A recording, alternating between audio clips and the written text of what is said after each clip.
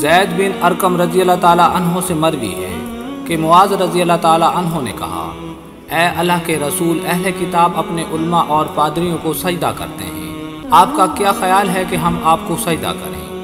آپ صلی اللہ علیہ وآلہ وسلم نے فرمایا، اگر میں کسی کو سجدے کا حکم دیتا تو بیوی کو حکم دیتا کہ وہ اپنے شوہر کو سجدہ کرے۔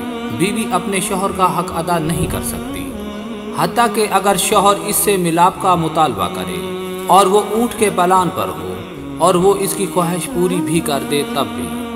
جب معاذ رضی اللہ تعالیٰ عنہ شام سے واپس آئے تو نبی اکرم صلی اللہ علیہ وآلہ وسلم کو سجدہ تحیہ کیا۔ آپ صلی اللہ علیہ وآلہ وسلم نے پوچھا، اے معاذ، یہ کیا ہے؟ انہوں نے کہا، میں شام گیا تو دیکھا کہ وہ لوگ اپنے پادریوں اور سرداروں کو سجدہ کرتے ہیں، تو میری دلی تمنا ہوئی کہ ہم بھی آپ کے ساتھ ایسا ہی کریں۔ رسول اللہ صلی اللہ علیہ وآلہ وسلم نے فرمایا، نہیں، ایسا نہ کرنا، اس لیے کہ اگر میں اللہ کے علاوہ کسی کو سجدہ کرنے کا حکم دیتا تو عورت کو حکم دیتا کہ وہ اپنے شوہر کو سجدہ کرے۔